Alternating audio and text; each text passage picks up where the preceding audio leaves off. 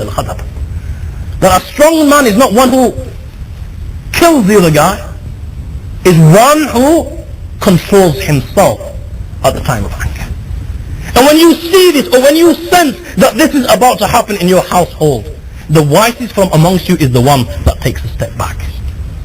Overlook it. She sacrificed everything for you guys. You're not the one that left your house. She's the one that left her house. She left her mother and father and everything just for you. The least that you can do for her is overlook this. And if you be patient, Nabi Kareem sallallahu alayhi wa sallam said that you will receive the same reward as Ayyub alayhi salam received for his patience. And if she was to be patient, she will receive the same reward Asiya, the wife of Fir'aun, received for her patience. And then guys, you don't know. You know, out of this patience, what good comes out of it? فَعَسَىٰ أَن تَكْرَهُ شَيْءٍ وَيَجْعَلَ اللَّهُ فِيهِ خَيْرًا كَثِيرًا فَإِنْ كَرِهْتُمُوهُنَّ, this is the verse, فَإِنْ كَرِهْتُمُوهُنَّ فَعَسَىٰ أَن تَكْرَهُ شَيْئًا وَيَجْعَلَ اللَّهُ فِيهِ خَيْرًا كَثِيرًا. You don't know what good will come out of this tomorrow. It is so possible that Allah subhanahu wa ta'ala, through this very woman, give you such a child that becomes a comfort of your eyes tomorrow and brings you both close. You never know what good comes out of patience. If you look at many of these awliyaullah, you know, if you study their lives, a lot of them had wives that had short fuses.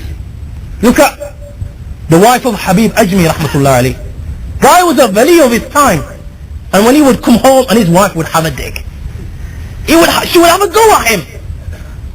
And she one time she turned on and said, look, you know, if Allah doesn't answer your prayers, then get a job and work for somebody that's gonna give you a few pounds.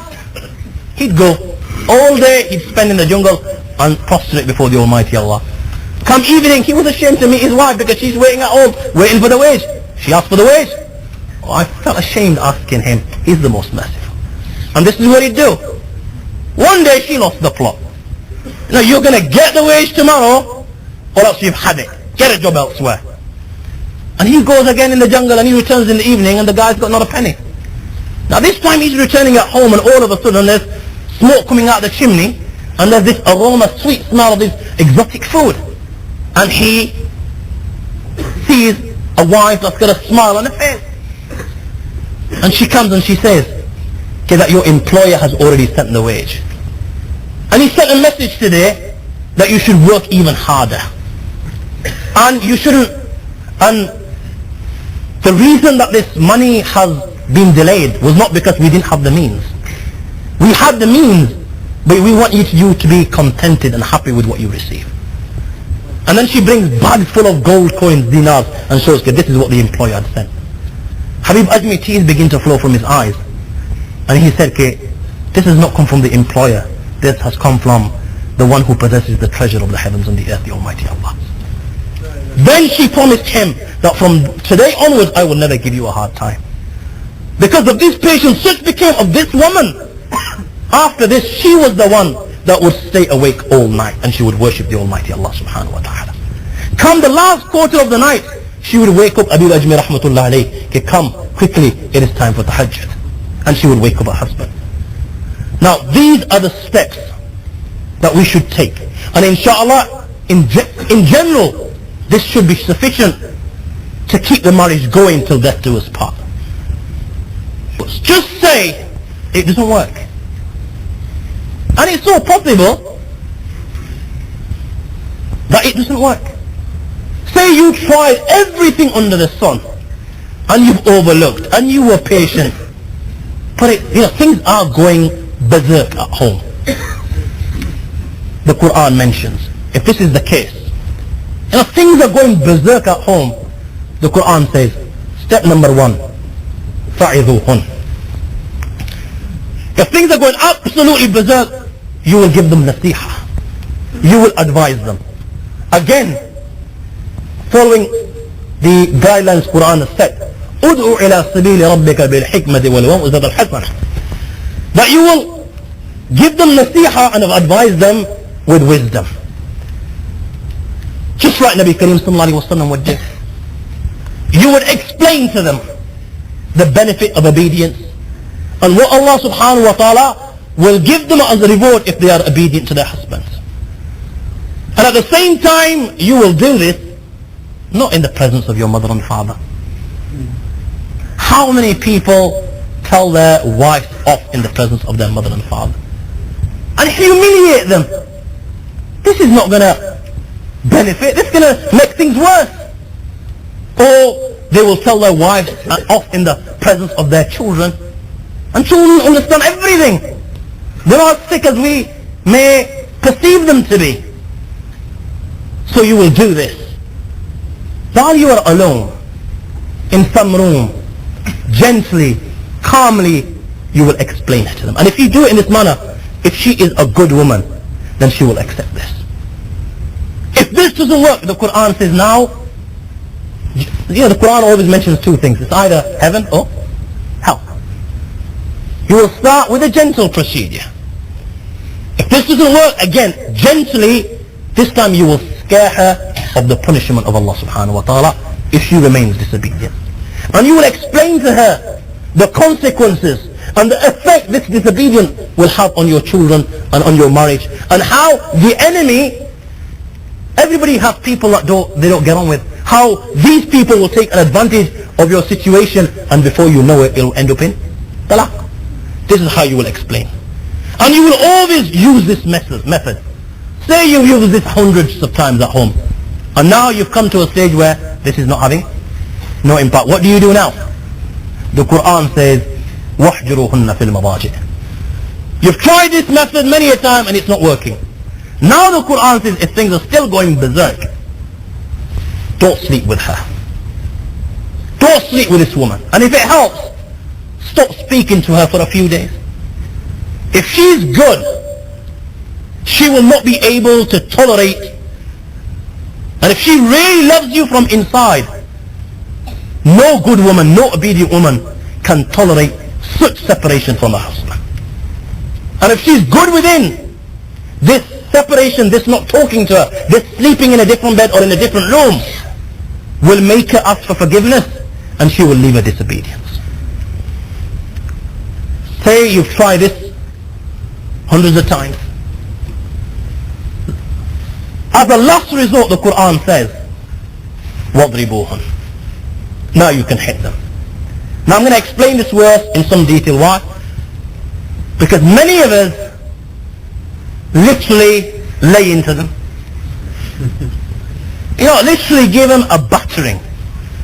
And then we justify this, Islamically it is permissible.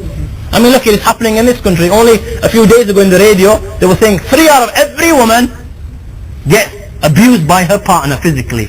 Gets a good laying into. This is what they were trying to say. Now the Quran says, وَضْرِبُوهُنْ, that you can hit them. The thing that I want you to bear in mind here is,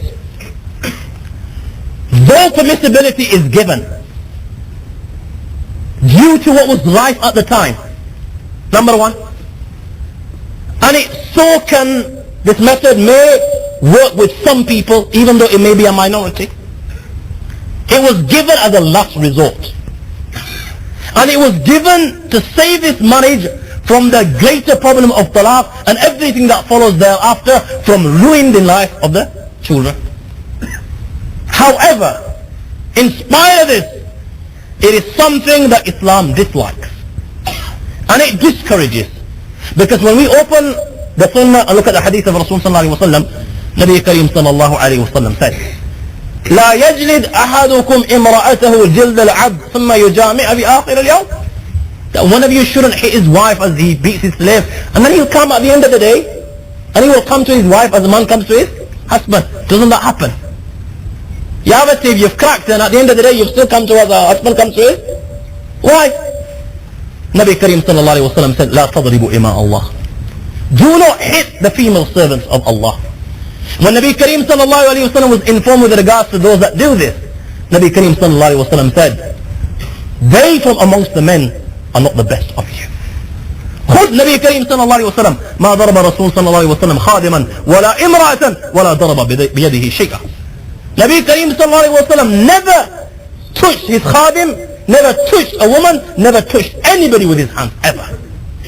So, looking at this verse of the Quran, in context of these hadith of Rasul sallallahu alayhi wa sallam, it is clearly evident though permissibility has been given because of the reason that I've mentioned. It is something that Islam discourages, dislikes. This is why the fuqaha, the jurists, write under this verse of the Quran, and when one researches this verse, to leave this is far superior than to do this.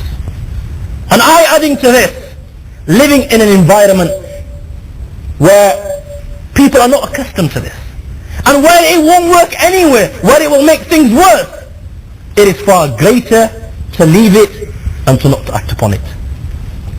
Having said this, the fuqaha have put conditions under which it may be permissible.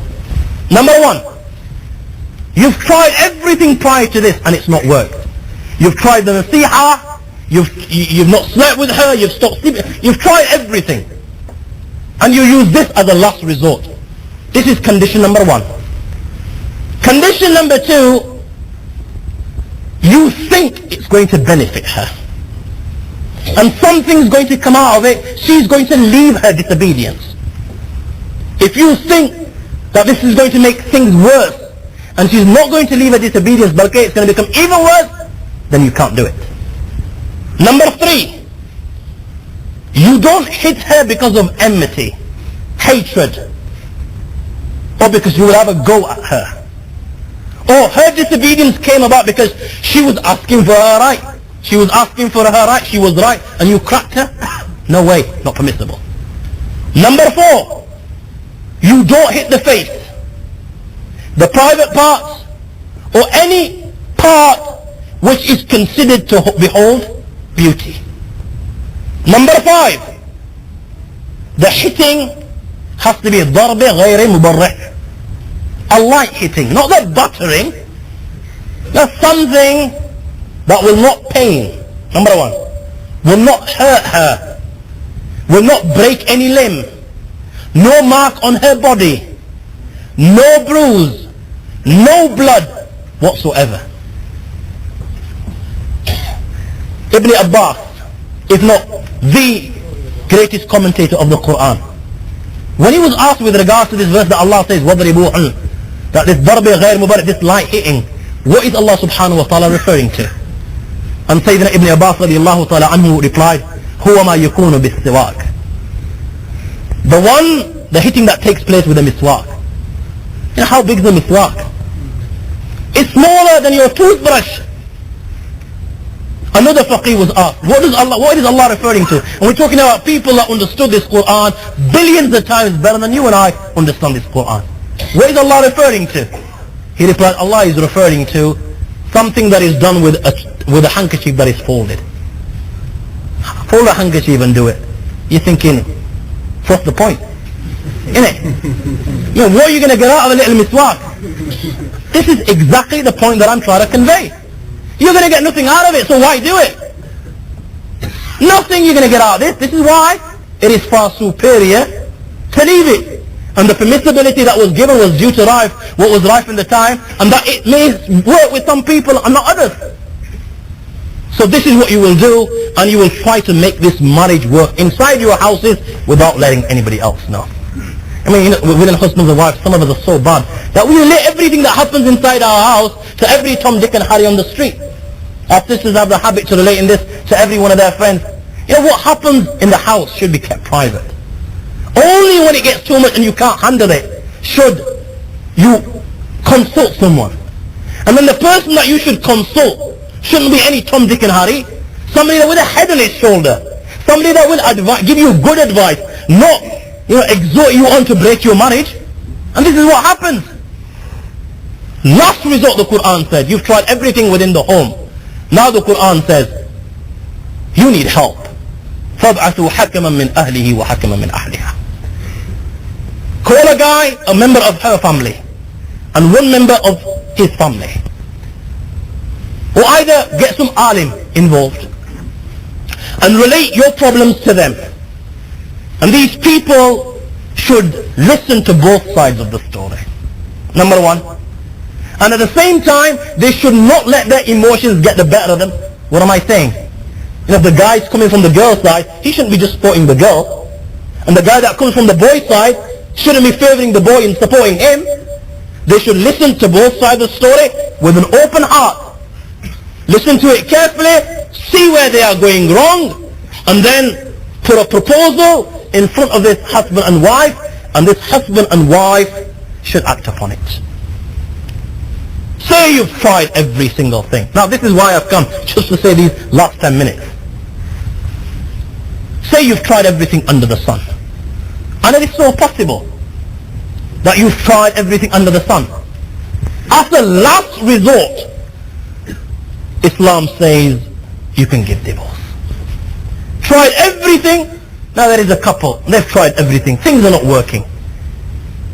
It is possible, it is wrong to keep these two together.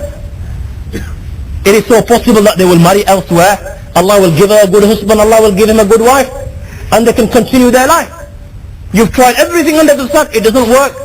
As the last alternative, Islam says at-talaq. But at the same time, it warned the guy, just don't give it just like that.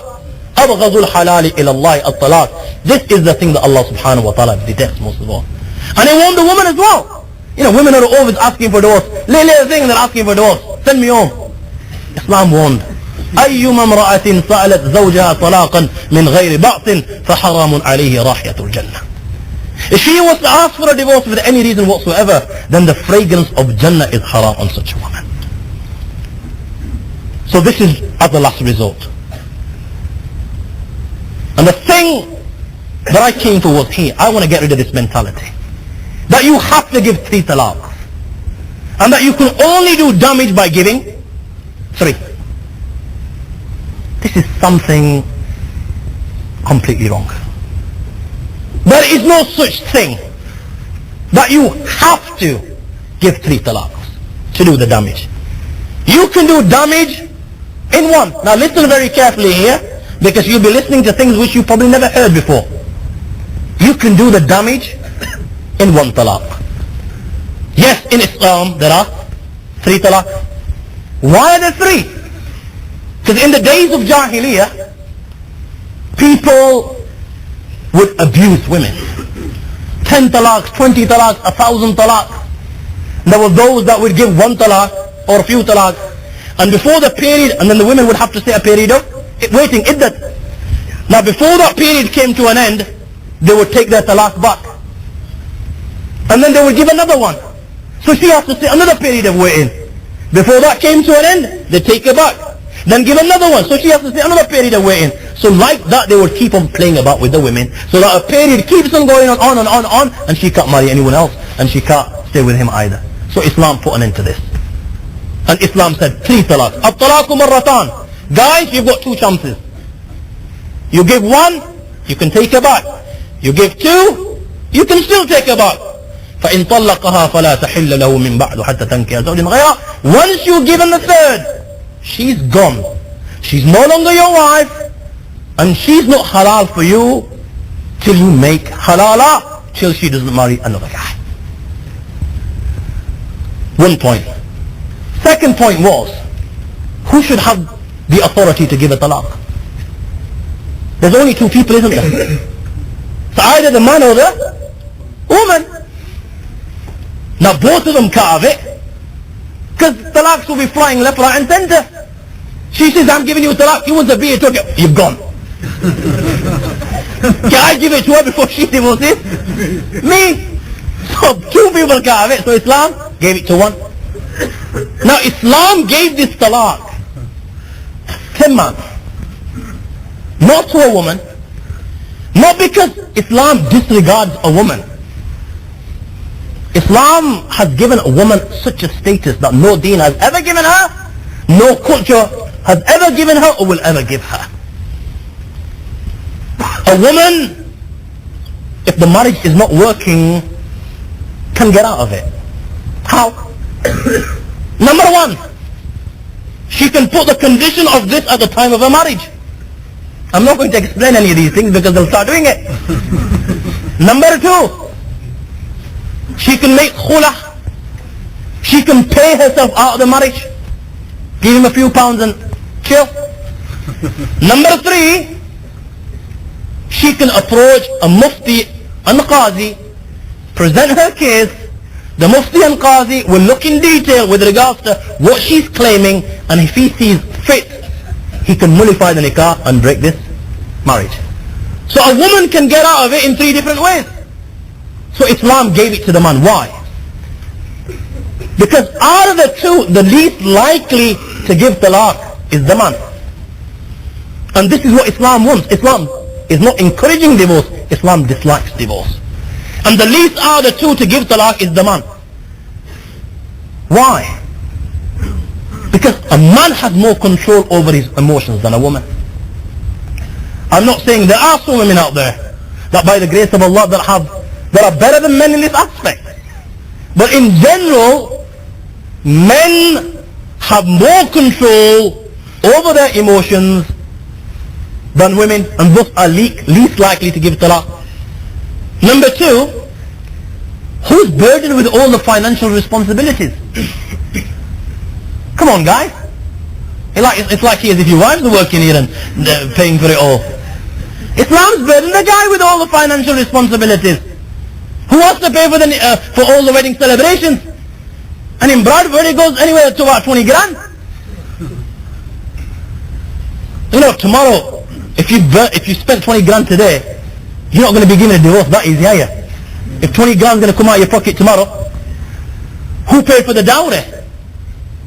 You know, in the Arab world, by the grace of Allah, we are fortunate. Allah has given us good wives, good women that don't ask for that kind of women. They can ask, you know, 200, 300,000 riyals, equivalent to 100 grand here.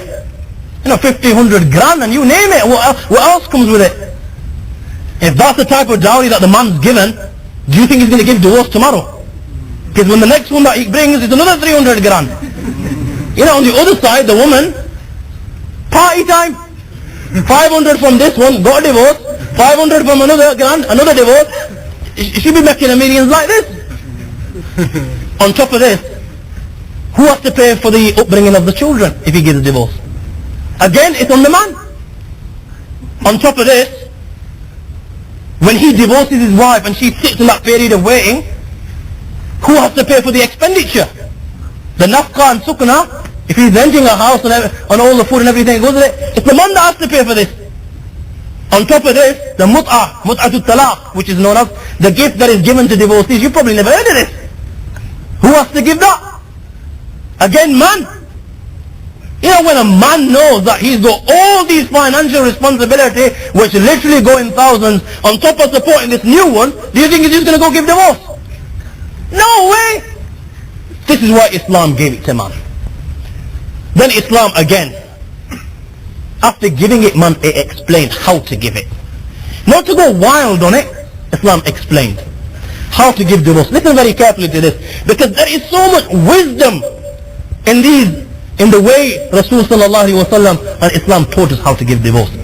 Islam said, you will give her 1 talaq, just one, in a period, pure period, in which you haven't come to her as a man comes to his wife. Do you know what I'm referring to when I say a man comes to his wife? In the marital sense. Yeah? You know, sometimes I don't know. I could go through this the whole bayan and then ask me what you're referring to. So you give her 1 talaq in a pure period, where you haven't come to her as a husband comes to his wife, and then you leave her. 3 menstrual cycles pass, and after this, she's no longer your wife. Have you understood this? 1 talaq in a period where you haven't come to her as a husband comes to his wife, then you leave her, you know, the monthly periods that she gets. 3 of them pass, comes to an end, she's no longer your wife. Now Islam said that you've got to give her talaq in a period, in a pure period. Now women have 2 types of days, don't they? Guys are shocked. She's either going to be pure or she's either going to be impure. She's either on a period or she's either not on a period. So Islam said that you will give her a talaq in a pure period. Meaning you will not give her a talaq in the state of impurity when she's on her cycle, her period. Why did Islam say that? Why? Number one, if you give her talaq in her period, you will be hurting the woman. How will you be hurting the woman? Her period of waiting will become long. She will have to wait longer. Let me give you an example. The wife is on her period today. How long is an average period? About a week, isn't it? Women differ, but let's say a week. Say you given talaq today. Yeah? Islam says that she has to wait for how many? 3 complete periods. So if she came on yesterday and you give her talaq today, this is not complete period, is it? So she has to wait for this one to finish. Then after that, wait for another 3. Her period of waiting has become too long. If I was to give her talaq today, I'm just giving an example, before you say he's divorced his wife. If I was to give talaq today, she's in a pure state. 2 days after she's on her period, she only has to wait for 3. Look how quick it is in comparison to scenario number 1. It is a lot longer. So if you give talaq in a period, you're hurting the woman. She has to wait for longer than she normally has to wait for. She can't get married after that. It'll take a lot longer for her to get married. Number 1. Secondly, Islam wants to make sure that you know exactly what you're doing. It is so possible, when women are on their period, women are different. We don't understand this because by the grace of Allah, Allah has not put us through this. But women experience different things. People go around batting their wives because they don't feel well on their periods. They don't even understand what she's going through. Some women feel a lot of pain while they're going through this period.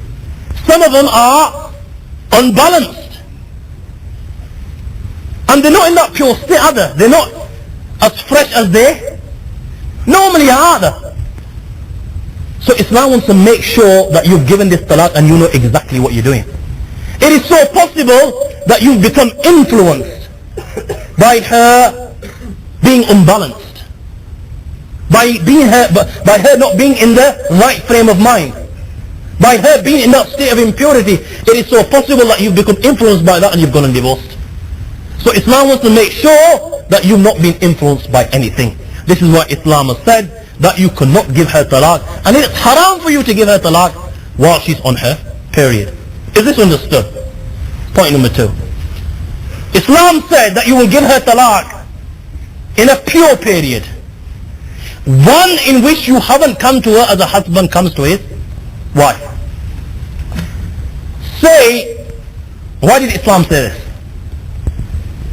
Say you came to your wife as a man comes to his wife yesterday.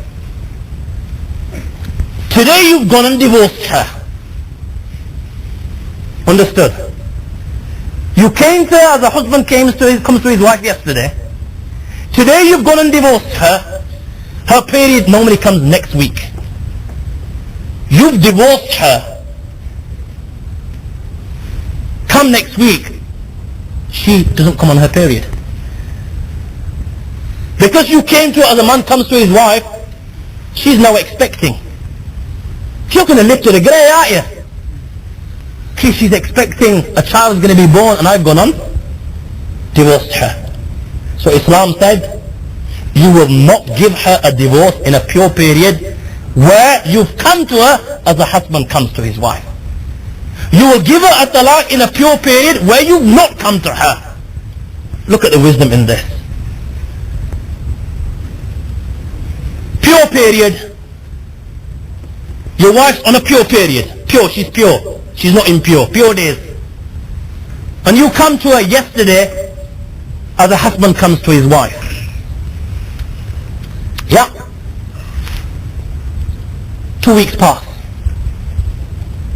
What's going to come next? Period, isn't it? Impure days. How long are they going to last? Average 7 days. Women differ. Islam says, now the next pure period where you haven't touched her, give her 1 talaq now. Why does it say that? Look at the wisdom. Pure period and you came to her as a husband comes to his wife. You haven't touched her after that. 2 weeks pass.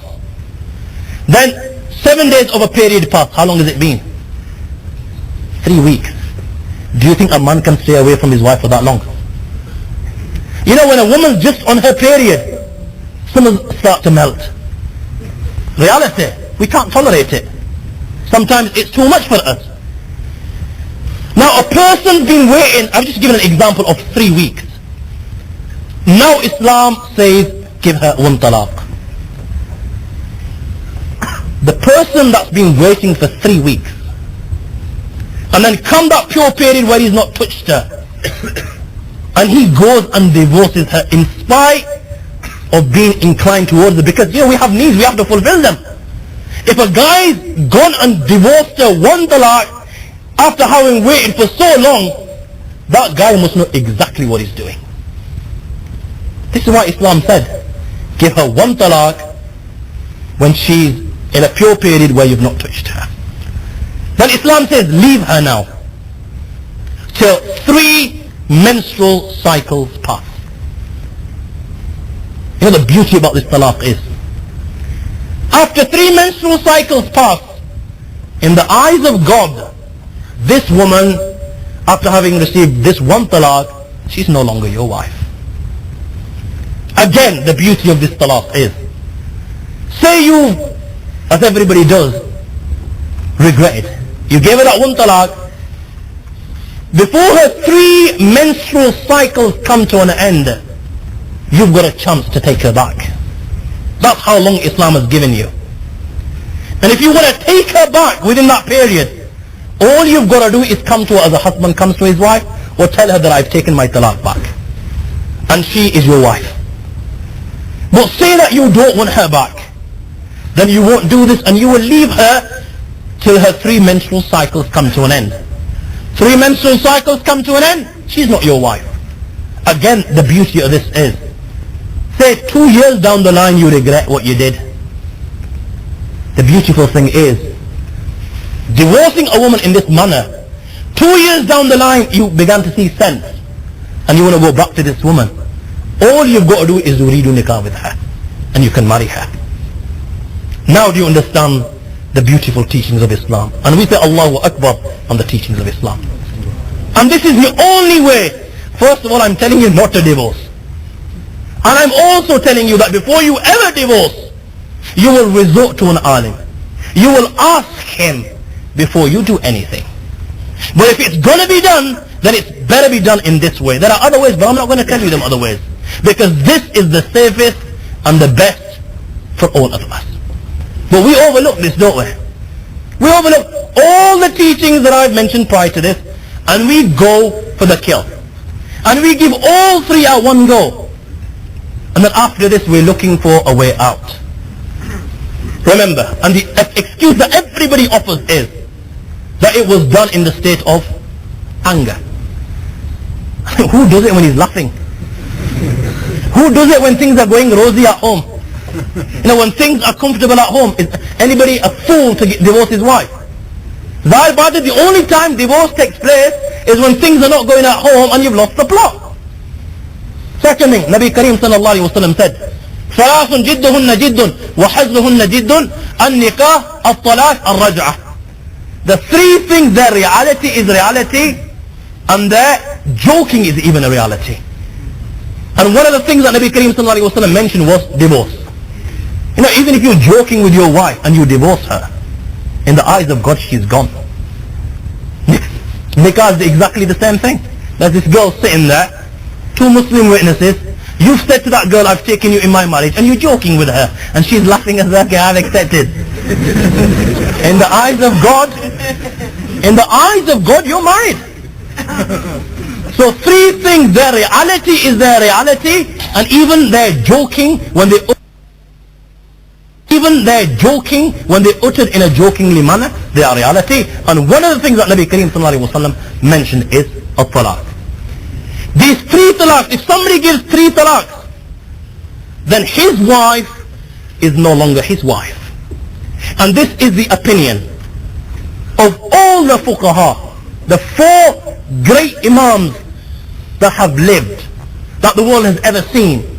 Imam Abu Hanifa holds this opinion. Imam Shafi holds his opinion. Imam Malik holds his opinion. Imam Ahmad holds his opinion. And what do they base their opinion on? On evidences like this. The verses of the Quran. الطلاق مرتان فإمساك بمعروف أو تسريح بإحسان. Number 2, the verse of the Quran. ومن يتعدى حدود الله إلى آخره. All these other verses of the Quran. وإن طلقتموهن من قبل أن تمسوهن لا جناح عليكم إن طلقتم النساء ما لم تمسوهن. The verse of the Quran. وللمطلقات متاع بالمعروف. On top of this, we've got all these hadiths of Rasul sallallahu alaihi wasallam. The hadith of Hazrat Aisha radiallahu ta'ala an, which has been recorded by Imam al-Bukhari. The hadith of Uwaymr al-Ajlani, which has been recorded by Bukhari and Muslim. The hadith of Rukan ibn Abd Yazid, recorded by Abu Dawud. The hadith of Ibn Umar, recorded by Dari Qutni. Again, the hadith of Ibn Umar, recorded by Imam Muslim. The hadith of Mahmud ibn Labid, recorded by Imam Nasai. The hadith of Ibrahim ibn Abdullah, recorded by Abdul Razzaq. The hadith of Ali, recorded by Dari Qutni. Then on top of this, there are all the narrations of the Sahaba radiallahu ta'ala majma'een and their fatwa. And on top of this, there is the ijma of the ummah that the 3 talaqs, when one gives 3 talaqs, then his wife is no longer his wife till she doesn't marry another man. And in spite of this, everybody goes for the hadith of Ibn Abbas. Yet, it was the Ibn Abbas, his hadith was abrogated, and Ibn Abbas himself would give fatwa to the contrary, that if a man gives 3 talaq to his wife, she's no longer his wife. This is why I say, we play with the book of Allah. Knowing all this, that these are the teachings of Islam, and then we look for a way out. That wife is no longer his wife till she marries another man, and then this other man comes to her as a man comes to his wife, and thereafter on his own accord he divorces her or he dies. She sits a period of waiting. Only now will she become halal for the first husband if he still wants to marry her. All these Jimal Fixit halalas that go on, with regards to them, Nabi Kareem sallallahu alayhi wa sallam has said, لَعْنَ اللَّهُ الْمُحَلِّلْ وَالْمُحَلَّلَةِ. The curse of Allah subhanahu wa ta'ala is upon these people that Jimal fix these halalas. So these were the teachings of Islam. Allah subhanahu wa ta'ala give me the tawfiq to act upon what I've said. Allah give you the tawfiq. Wa akhiru dawana alhamdulillah rabbil alameen. Let's make dua.